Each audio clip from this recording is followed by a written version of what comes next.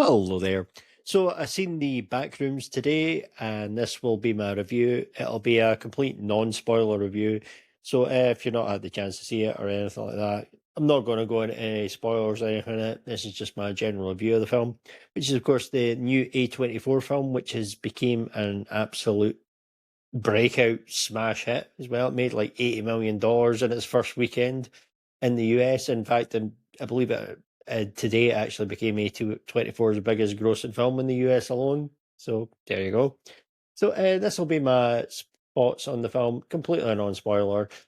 Right. So apparently this is based on like a YouTube thing that was done a few years ago, like 2019, things like that, about the Backrooms. You go into alternate dimensions again. I'm not going right into spoilers or anything, so but yeah, that's the basic plot of it, and yeah, I mean, honestly, the first 25 minutes of this film, I was really struggling to get into it. I was kind of like, nah. I get the feeling this is just going to be one of those things that's it's just not meant for me type thing. I was thinking that to begin with. But then once it properly gets going, it actually hooked me. And then, which is kind of odd because there's always that rule of thought if the first 15, 20 minutes doesn't grab you, of a film doesn't grab you, then it never will. But yeah, this is maybe the exception to the rule. And this is the exception to the rule in many ways of the way that Hollywood and things works. Because the more I actually got into it, the better this film got. I was kind of like the opening sequence, and it's all done with the whole found footage thing as well. I was kind of like, I've never been a big fan of the whole found footage thing. I mentioned it in my obsession review when I said like about unpopular opinions and things. I think the Blair Witch Project is one of the most overrated films of all time. And the only real found footage film I've ever liked is Cloverfield, which is like the Matt Reeves, J.J. Abrams, Godzilla, basically kaiju Godzilla type film.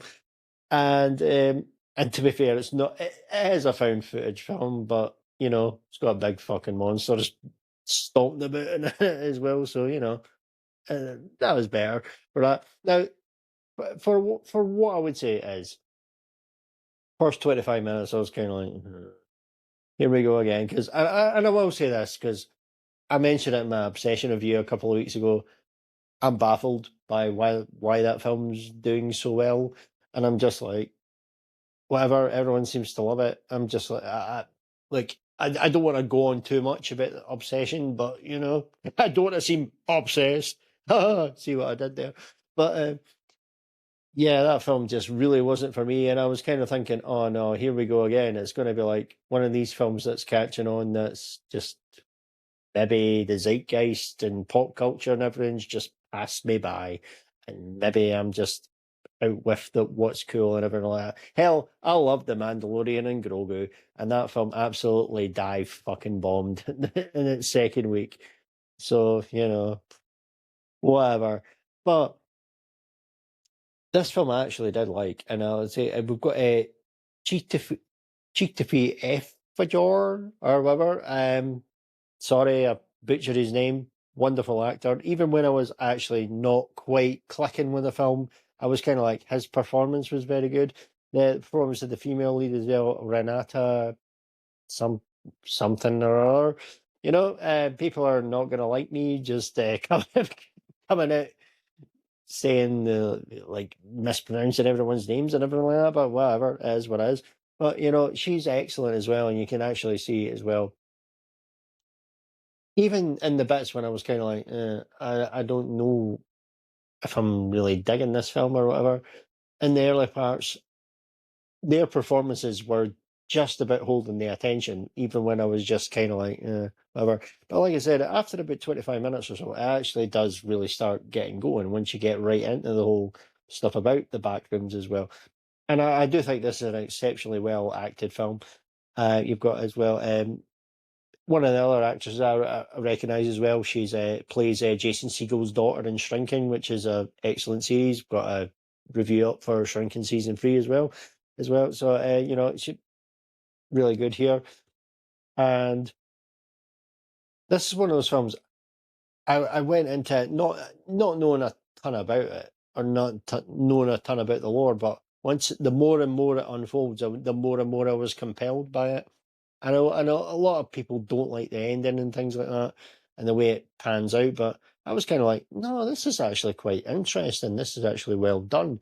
And I'm glad I didn't know what happened and everything like that because I was kind of like, I genuinely had zero idea what was going to happen next once the more and more it was unfolding. So I was just like, yeah, okay, I'm going with it. Now, it won't be for everyone.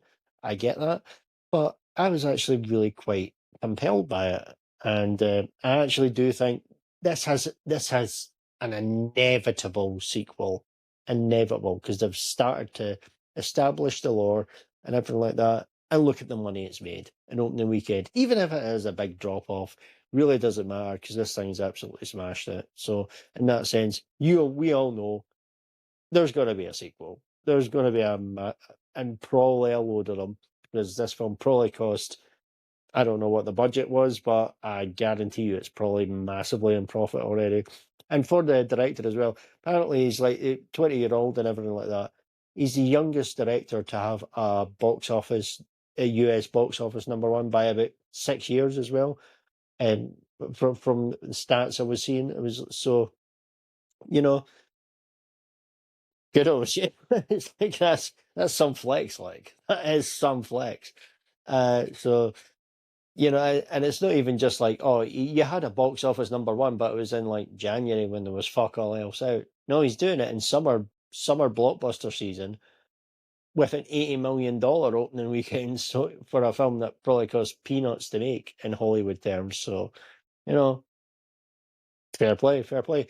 But like I said, this film, I liked it way more than I thought it was gonna. I think it's set up even the more and more it went on, the more and more I was compelled by it. So, and apparently there's this whole thing in the American cinemas. There's because of the hardcore fans. There's like people shouting out and being obnoxious during the quiet parts, which is I don't know, whatever.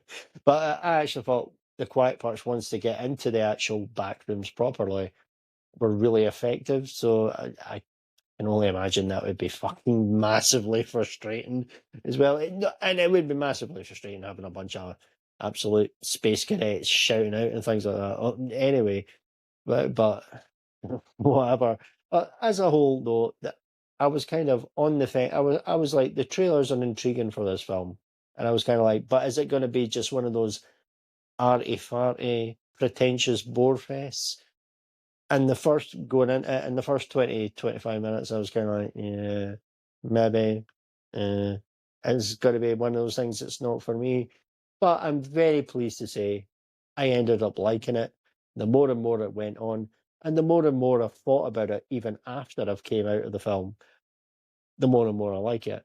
And the more and more I like it, the more and more chances, and I'm just like, hey, look, the inevitable sequel's coming, and I'm just like, you know what? I'd be interested in seeing it. But anyway, that's just my thoughts. Thanks for taking the time to listen, and goodbye.